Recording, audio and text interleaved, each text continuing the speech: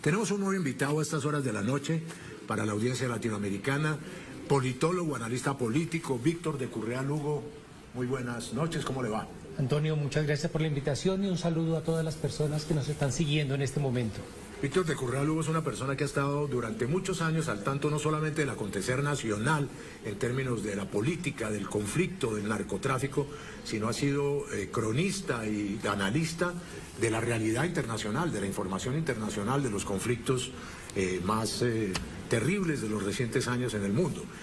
Víctor, empecemos nuestra conversación situándonos en un tema que usted conoce, maneja y le gusta, como es apenas obvio, el tema de la paz.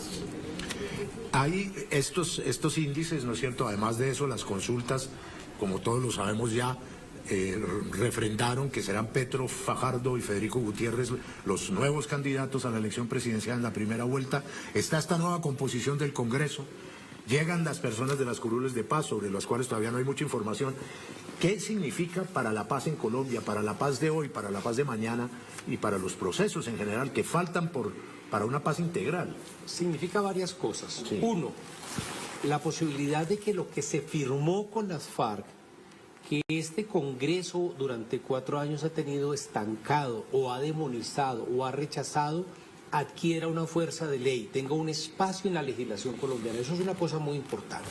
Es decir, revivir lo que se puede dentro del realismo político, eso firmado con las FARC, no para beneficio de las FARC, eso que debe quedar muy importante, debe quedar muy claro, y es para beneficio del país, sobre todo de las zonas rurales. Primera cosa, que no es poca cosa.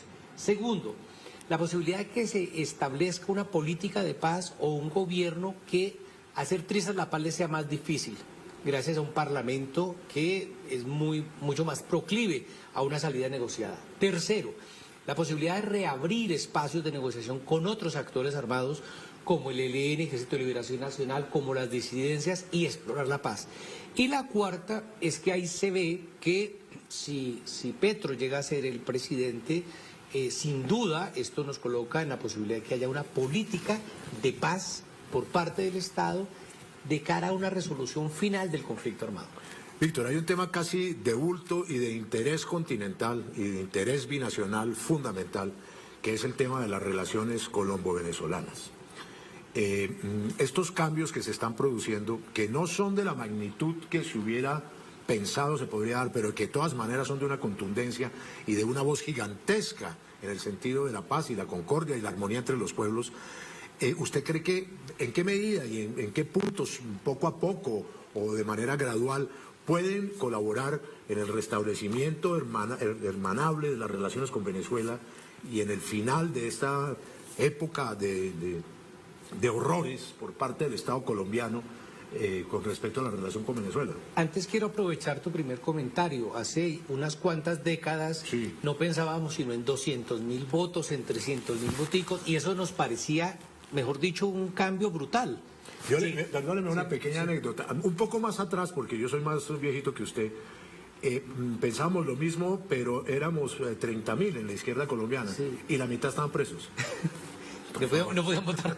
Entonces, aquí viene una cosa que es, llegar a este nivel, no hay que medirlo con el modelo sueco o el triunfo chileno, eso hay que mirarlo con nuestra propia historia. Claro. Y en un país donde han asesinado tanto liderazgo social, donde han perseguido a la izquierda, donde el fraude está al orden del día, hoy tenemos más de 1000 denuncias, llegar a esto que vemos hoy no es una cosa menor. Yo creo que eso que tú dices es muy importante y es un gran triunfo lograrse la mayor fuerza política del país.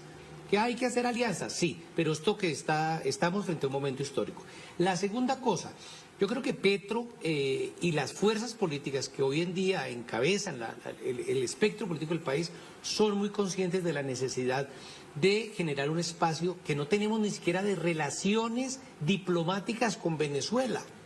Es que Ucrania y Rusia mantienen embajadas y resulta que nosotros con Venezuela no las tenemos, están en tremenda guerra. Entonces hay una agenda pendiente, una agenda de política económica en frontera, hay una agenda de migración que implica incluso hasta legalizar un diploma de médico de una persona de Venezuela para que pueda trabajar acá. Hay unos problemas de violencia en la zona interfronteriza. O sea, hay una agenda muy grande y para eso se requiere que el presidente que llegue a Colombia no gobierne únicamente pensando en Bogotá, sino que piensen, ¿no? Y aquí hay un problema grave, y es que Colombia no tiene una política de fronteras.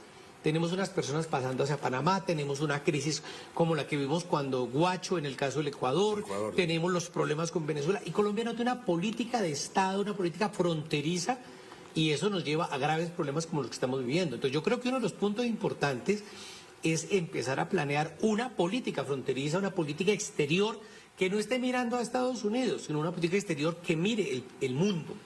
Sabemos perfectamente que los escenarios más crudos y más reiterados de la violencia en Colombia son esos territorios silenciados, un término que se ha acuñado recientemente.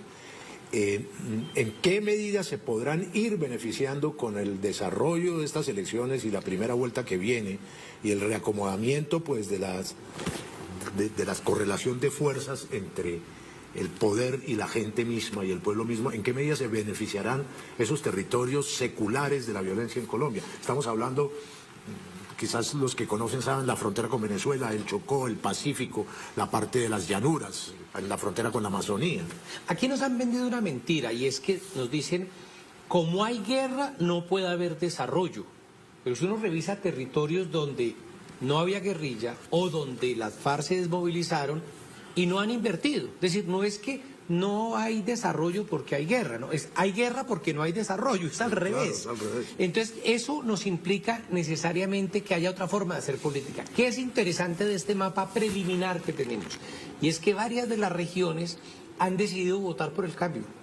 Uno dice que en Bogotá la gente, en Cali, Medellín, vote a favor de tal o cual, pero una inercia política premoderna, clientelar y mafiosa, la que hoy, por ejemplo, yo no sé si las personas que nos están siguiendo lo saben, cerca a una ciudad del norte que se llama Santa Marta, hubo bloqueos de carreteras para impedir que la gente votara. En La Guajira hubo, dice las noticias preliminares, hubo incluso gente armada presionando, o sea, claro. Entonces es terrible que esas regiones donde no hay conciencia democrática, donde mi voto no vale. Yo recuerdo una vez en el Chocó, Y lo vendo. sí, una señora, una viejita decía, le preguntó a un observador internacional, le dice, ¿cómo hago para votar por dos? ¿Por qué? Dice, sí, porque es que yo quiero votar por este, pero también me pagaron fue para votar por este otro. Entonces, cuando no tenemos conciencia del voto, del ejercicio de la democracia, y esas regiones que viven esa inercia clientelar deciden una parte importante, votar por el cambio, estamos frente a un despertar del país que no es poca cosa. Claro, es decir, las elecciones, lo que estamos presenciando, ese cambio gradual, son producto de una pedagogía generada pues por la conciencia ciudadana y por la movilización popular y por el déficit tremendo que significa el uribismo en el poder, pero al mismo tiempo son pedagogía las elecciones hacia el futuro. Y aquí hay un futuro inmediato, que es en 2 meses, en el mes de mayo, a finales de mayo, la primera ronda presidencial. O sea, ¿cómo lo ve usted que ha sido profesor también, en el sentido de la pedagogía para la gente, para sacar a la gente de la oscuridad de la mentira en la cual los medios de comunicación, fundamentalmente, con el apoyo evidentemente de los sectores más reaccionarios de la vida colombiana, han hundido en la ignorancia y en la incapacidad de decidir por sí mismos a las personas, Víctor? Yo veo dos cosas. Por un lado es que se votaba para presidente con una lógica y con otra lógica se votaba por el poder legislativo. Lo que uno ve es que esto confluye, no casi exactamente, pero la conciencia de la importancia de que el poder legislativo le sirva al presidente no es poca cosa. Es decir, aquí una cantidad de votos. Segundo, la pedagogía. Recuerdo haciendo fotos, porque además me dedico al periodismo, en el paro encontré una foto muy bella de una muchacha alzaba un cartel que decía, te falta calle, profe. Y era muy bonito porque la pedagogía no ha sido esa pedagogía de dar la conferencia, que es importante, de reunir la comunidad, sino ha sido la pedagogía a través del paro nacional. Creo que el paro fue un gran momento de efervescencia política donde la gente dio un salto diferente de alguna manera, cómo ver. Víctor, nada más didáctico que la lucha. Sí. Es una frase de cajón, pero es muy cierto. Adelante, Caracas, por favor.